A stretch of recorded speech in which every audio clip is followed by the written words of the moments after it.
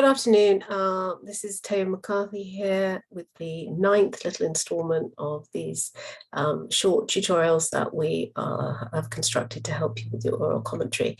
This is a very simple little conversation that I'd like to have with you. And my question really is to script or not to script.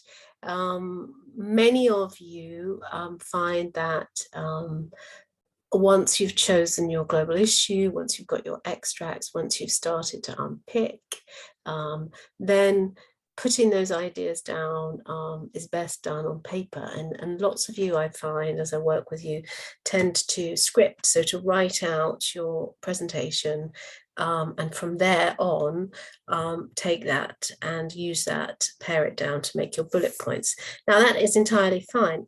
Some of you script and learn that script.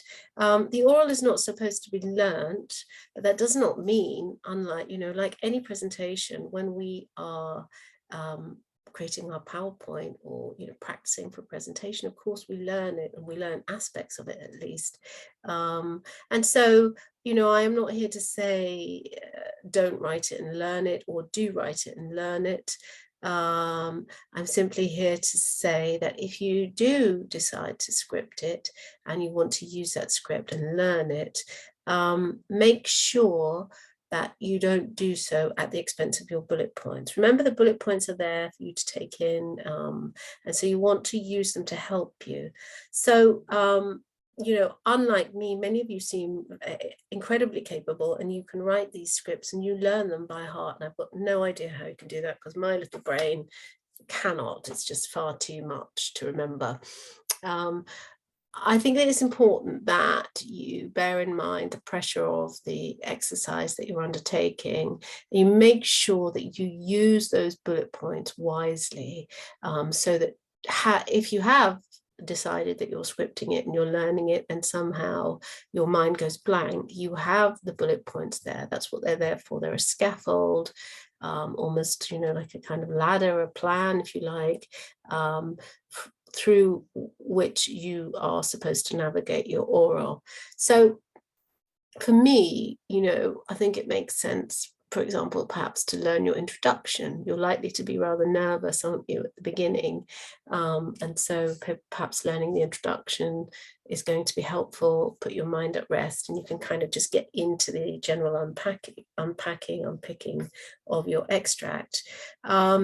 I think that it's important to make sure that you have learned or memorized clear transitions. So, if you move on to another technique, you've got those words and phrases down.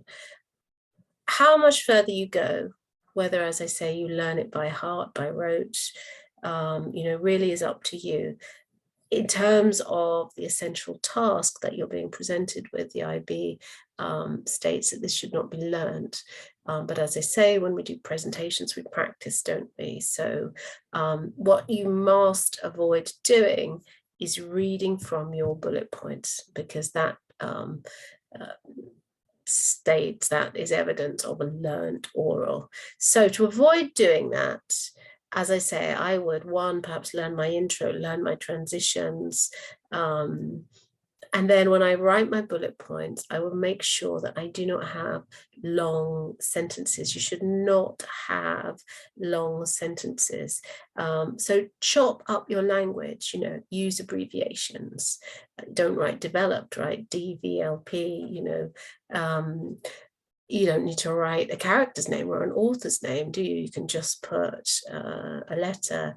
So create your own kind of shorthand or your own notation, which makes it impossible for you to read your oral, because the language that you have used is not accurate in terms of grammar, and therefore you will not be penalized for reading your oral.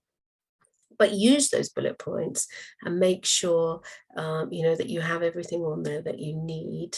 And that really should be, looking at your authorial choices.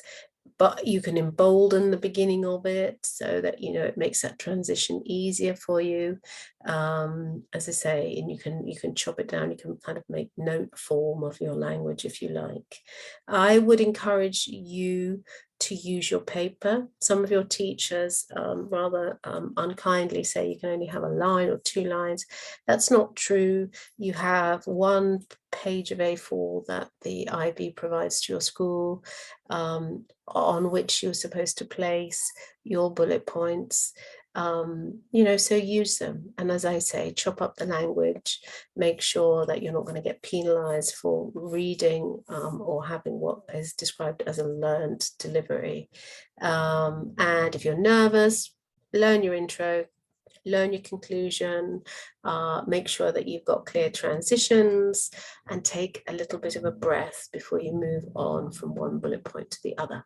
So I wish you all the best and success. And as I say, practice, but don't practice to the point that if you panic, you are not able to use your bullet points. Make sure that those bullet points are there and they provide you with support, and they help you feel more comfortable and calm about the assessment that you're about to undertake.